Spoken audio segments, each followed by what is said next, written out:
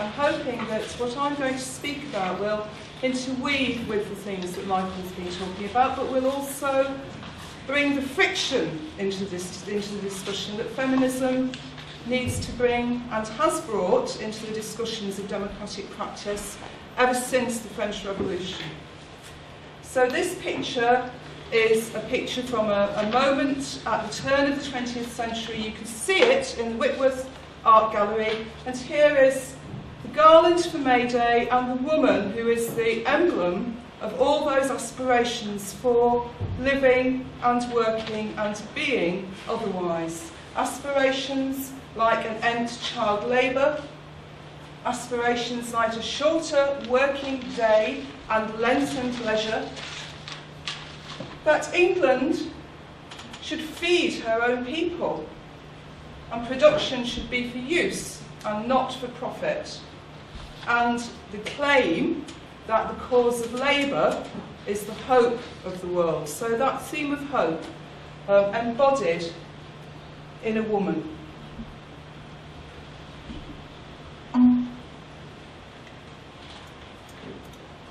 And here, going back even further, Mary Wollstonecraft, who was hated by the establishment, as were so many radicals, feared for her claim that women as well as men had rights, a vindication of the rights of women. And if I'd been clever enough, I would have downloaded the Feminist Web's logo, and that question mark there was made by a group of young women working in the Feminist Webs project in the Northwest in the last year, and it represents the permanent question mark which I think feminism brings to our discussions and practice. Mary Wollstonecraft. And here from the Muslim Youth Work Foundation, an image, I hope different from the way you see that young women more commonly in the press, active in a manga project in Birmingham. So those are the images of hope and aspiration for a different kind of world, an image of the unsettling power of feminism, and a question, I suppose, about the kinds of pictures of the future that we're invited into in our current world order. Now, if we're talking about democracy, which we are today, then one of the things that I think it's very important to hold on to is this sense of the question and the power of the question. And the best account of the power of the question in democracy that I know is Tony Benn's. So I thought I'd remind you all, and you can hold on to these 5 democratic questions that Ben suggests you always ask whenever you meet a powerful person. And Ben always personalises it, so I suppose I should be thinking in terms of when I meet the Vice-Chancellor next, or maybe if I meet my MP, but I think we can also actually hold on to this as things we need to ask whenever we meet a powerful story about how things are in the world. And I want to come back to some of these powerful stories in a moment. What power have you got, and where did you get it from? In whose interest do you exercise it? To whom are you accountable? How can we get rid of you? I'd like to say how can we get rid of you, because on the whole, although there's an I in there, it's going to take all of us. And what Ben emphasises here, and what's been in the traditions of democracy from the word go, is that in order to ask such questions, we need education. So education has been fundamental to the democratic project. I'm taking the democratic project as beginning, if you like, around the time of the French Revolution. Education is a source of emancipation and enlargement, which is what John Dewey referred to it as, from the beginning of democratic movements. And it's education which develops our capacity to ask these questions and therefore to challenge tyranny. One of the figures that I'd like us to reflect back on is somebody that I guess quite a lot of you won't have heard of in your youth work training programmes, Pearl Jeffcott. Pearl Jeffcott she ran the Birmingham Union of Youth Clubs, and she advised the National Association of Girls Clubs during the 30s and 40s. And this is a quote from Girls Growing Up, a book she wrote about the situation of girls during wartime, under a coalition. And she points out that youth clubs are often seen by those who are comfortable with existing social relationships as a very good method of keeping things ticking over. The conscientious mistress who suggests to her 15-year-old servant that she shall go to the girls' club on her evening out, or the magistrate who orders the boys of 15 who is charged with stealing to be placed on probation and join a club. She asks, as many have since, what precisely are the possibilities of these clubs in which people seem to place such confidence? Are they anything more than harmless groups of young people which have a vaguely benevolent flavour, where girls are encouraged to grow into non-disturbing young women, and where manners and morality are inculcated with a little mild social life? Jeffcott, like many before and since, pursued a different view, one that saw the youth club as a training ground for democratic citizenship. The club can give them actual experience of a small community that is founded on consciously cooperative and friendly principles, rather than those of competition and grab for yourself, no one else will help you. Boys and girls who have experienced for themselves the value of cooperative living are likely later on to want to establish these same methods in the adult world.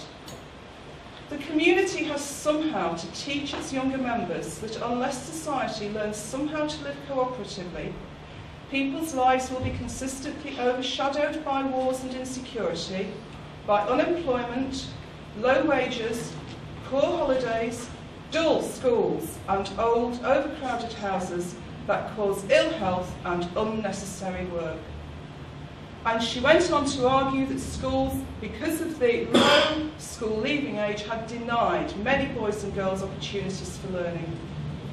The boy's ears, I love this bit, may be open to the undying sonnet, or the girl may be made aware of the ideals that lie behind the trade union movement. The avenues are unlimited. But at 14, the state puts blinkers on their eyes and says, your education is now complete. Poverty not only deprives these boys and girls of the best things, it constantly exposes them to the worst. So I think in that, you can see that this youth work tradition is actually part of this wider stream of thinking about democratic education that Michael was inviting us into. And I think you can take this right back to Mary Wollstonecraft. For Mary Wollstonecraft, counting women, making women visible, making women count, and I mean this very explicitly, if our practice is going to be democratic, then you need to know, we need to know, where are the boys and where are the girls, how many boys and how many girls, what are they being given opportunities to do. Make women count in an egalitarian movement. And she places her whole argument about education on a case about the importance of women as human beings, and not, she actually says this, not as women. And she claims that reason and virtue, especially the virtue of courage, so not what is usually thought of as virtue, being a good girl, still conjures up being not sexual, doesn't it, to this day. She doesn't mean being a good girl in that way. She means sharing the virtue of courage. And she says, why should virtue have sex? So courage in particular, and knowledge, but knowledge that's rooted in experience. These are the foundations of women's education that equips us to fight tyranny. And those of you who've been involved in projects, I know some of you have been involved in a project locally called Bin the Beauty Box, might be interested to know that the big thing that Mary Wollstonecraft says is the problem about women's education is that girls and women are being drawn into an education that is primarily concerned with elegance and beauty and not with these virtues of courage, reason and knowledge. However, this is some of our difficulty that we're still needing to think through and work through together. As I was rereading Mary Wollstonecraft, preparing for this, I came across something that had never struck me before, I'm sorry to say, but is there, staring me in the face as I read it now, which is just as the men of the French Revolution proclaiming the rights of man had successfully ignored and marginalised the women so that Wollstonecraft had to write her vindication of the rights of women, so Wollstonecraft creates a narrative in which it is these people who she calls the Mahometans, who are seen as the opposite, if you like, of rational, educated people. And she continually, right through the book actually, refers to the Mahometans, people we would now speak of as belonging to Islam, who are seen as the other. And some people argue, and I think there's some strength in this argument, that every time we argue for a democratic practice, we will exclude a group. That because democracy is based on nation states, and nation states are always excluding, so there's something built into thinking about democracy that pushes somebody to an edge. We want there to be a them and an us. And there are some long histories in Europe about who is going to be the them and who are going to be the us. And one of those long histories is clearly a positioning of Islam as other. So some people argue that we need to go beyond the idea of democratic practice, underneath it, if you like, to find a way of working which explores what lives. Not that counts persons, but enables what lives among people, what connects, what stirs, what educates and informs not just our reason, but our dreams and our desires. And maybe the beauty box in some form will have to be brought back if we're going to educate our dreams and our desires. Being the change, then, involves all of those things about reason, about knowledge, about person-centeredness, about being attentive to what and whom is excluded as well as what and whom are included. And it means being very canny about what can be sustained and what battles you're going to lose quite quickly. And I want to just finish by looking at some things from the 80s. We keep going back, but I think it's important to try and do what we can to learn some lessons. I've been thinking about the success story of Women's Aid, really, and how that's been able to sustain itself when other women's organisations closed down. One of the things I'd like to argue is that it is the presence and being there and doing it that will make the difference, and not the construction of great policy. And I would absolutely say that the move into writing policy documents that happened in about 1986-87, when after the miners' strike had been defeated and people started to think we'll secure all this by having absolutely amazing policy documents about everything to do with anti-oppressive practice and that did not secure the practice. What secured the practice was the persistence of people and organisations. So managerialism and governance and policy have not, in my view, been the friends of movements for social transformation. And that includes the establishment of ethical codes for professions. The Social Work Anti-Oppressive Practice Code has not notably strengthened the practice of that profession in developing its association with democratic movements, in my view. These are some of the things that I think we've got access to that will support change.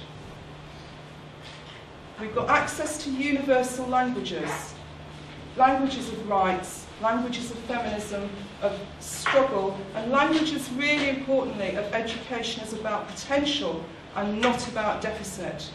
If we're going to make a break, that's one of the breaks I think we must make. We've got to stop joining in that talk about young people as lacking and as with youth work as the thing that provides the answer, however much money it brings in its train. That means we need these virtues of courage, which we create together without a doubt, and it means we need to both remain rooted in our own local and here and now and everyday practices, that sense of the ordinary. I love the idea of the common people. We stay with the common people. That's not a slur, it's where we are. But that take us beyond the local with visions that link us up internationally. And we need to keep our openness to the future alive with a sense that where we're striving is to a completely transformed set of social relationships. Here are some questions then about what we might need to move forward. We do need to identify the material resources that are needed to sustain and protect alternative models of education, but those material resources may be fewer than we fear. It may be that we can sustain and protect even in conditions of great adversity. May not need vast amounts of money. We'd like vast amounts of money, but we may still be able to sustain and protect without that. I think we probably do need independent organisations, and that's one of the big lessons from Women's Aid, that the fact of the existence of an independent organisation carrying that voice, which made explicit the challenge to the power of taken for granted patriarchal violence. Can't do it without that. We need to struggle for these alternative public spaces, and we need to be very explicit about the fact that that's what we're doing. And maybe identify projects or initiatives around the country, around Europe, that we can say are, maybe around the world if we have the scope to support folk around the world, that we see as beacons of taking those incremental steps to the future. We need belonging. One of the best examples of a prefigurative practice are all the people who lived openly in gay relationships right through the 80s, right through the 90s, and created communities in cities and in villages, did it until we came apparently very rapidly to the point of legislation around civil partnership. There do have to be places of belonging in which people can support one another in doing it differently. And therefore, we do have to go beyond our fragmentation, and it's perhaps in cities that we can best go beyond fragments, but I know some of you are rurally based, and I'm quite open to persuasion that it can be done on the internet and in other ways. And lastly, I'd like to remind us, I suppose, that it is in listening to the young people's dreams and visions, especially the ones who are not counted, who don't count, and who therefore get pushed to the edge or pushed to the outside, or indeed deported because they don't belong here. It's in listening to those young people's dreams and visions that our dreaming and visioning will be best secured.